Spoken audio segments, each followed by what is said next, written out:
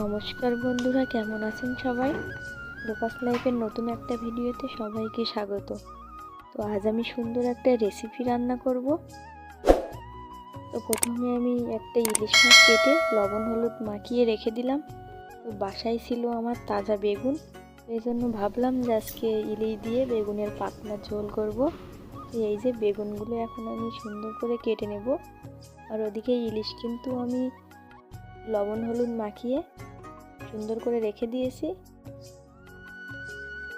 এখন বেগুন আমি কেটে নেব। বেগুনগুলো আমি একটু বড় বড় করেই কেটে নিয়েছি। এই যে বেগুনগুলো সুন্দর করে ধুয়ে নিলাম। এখন লবণ হলুদ মাখিয়ে নেব।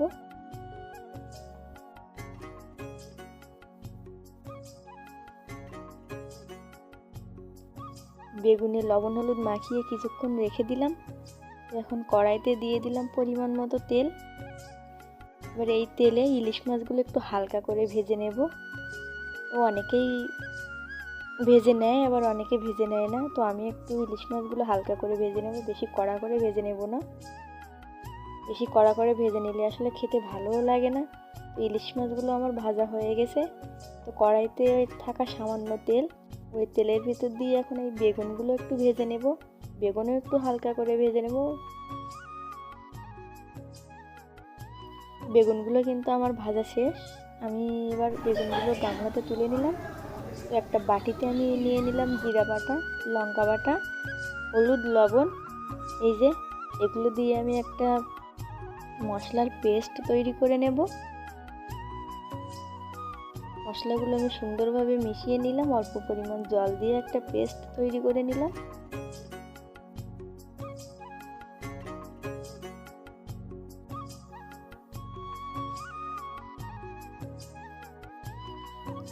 তো কড়াইতে আবার দিয়ে দিলাম পরিমাণ মতো তেল।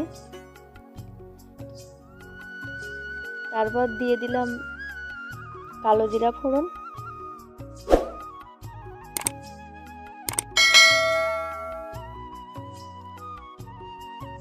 তারপর দিলাম কেটে রাখা লঙ্কা।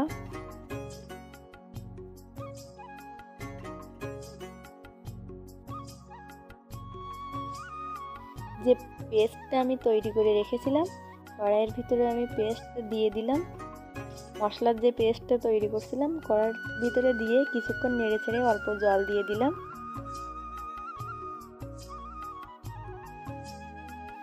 এই যে মশলা থেকে কিন্তু তেল ছেড়ে দিয়েছে। এবার এর ভিতরে দিয়ে দিলাম ইলিশ মাছ। ইলিশ মাছগুলো দিয়ে কিছুক্ষণ নেড়ে ছেড়ে নেব, যাতে মশলার ভিতরে ইলিশ মাছগুলো সুন্দরভাবে মেখে যায়।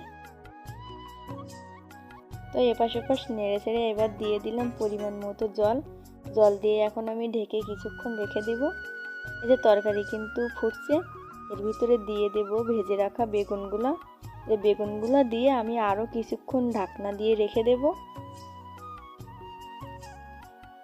যে যা মশলা দেওয়ার আমি কিন্তু আগেই দিয়ে দিয়েছি, তরকারি নামানোর আগে কিন্তু আর কোনো মশলা দেওয়ার প্রয়োজন নেই। তো এখন আমি ঢেকে রেখে দেব। তো দেখেন আমার ইলিশ মাছ আর বেগুন রান্না হয়ে গেছে। তো তরকারির কিন্তু খুব সুন্দর একটা কালার হয়েছে। আপনারা এভাবে বাড়িতে রান্না করে দেখবেন, খেতে অনেক সুন্দর হবে। তো আজকের মতো এই পর্যন্তই।